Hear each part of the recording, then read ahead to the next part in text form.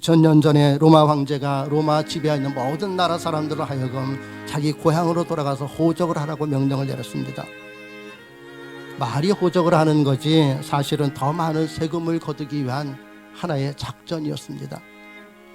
이때 베들레헴에 호적을 하러 온 사람들이 모여서 어떤 이야기들을 나누었을까요?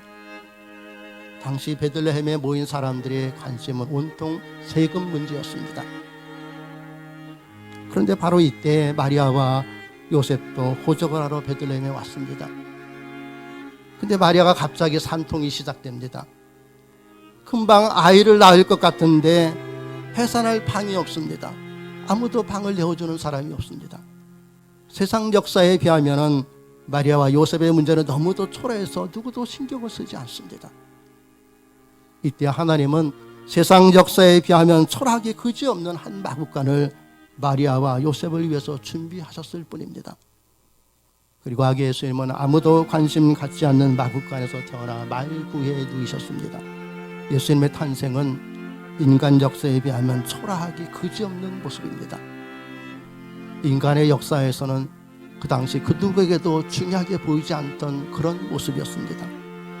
그러나 그 사건이 2000년 전에 베들레헴 마구간에 그 초라하게 태어나신 그 예수님의 그 사건이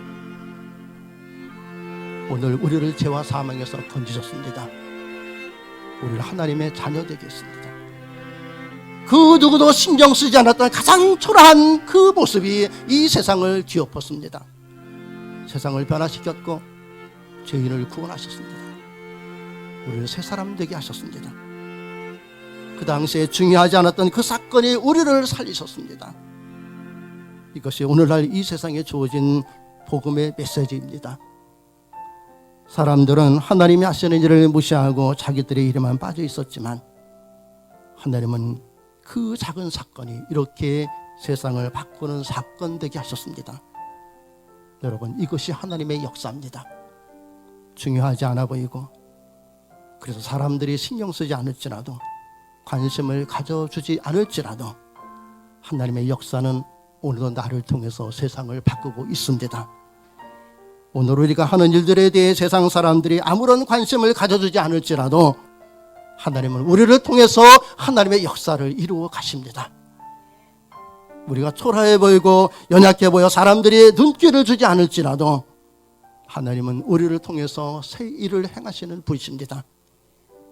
오늘 우리의 삶이 마국간과 같을지라도 오늘 내가 거하는 것이 말구여와 같을지라도 하나님은 내가 있는 그곳에서 하나님의 역사를 이루어 가십니다. 내가 하는 일들이 초라해 보여도 하나님의 역사는 내가 하는 일들이 하나님의 영광이 되게 하십니다.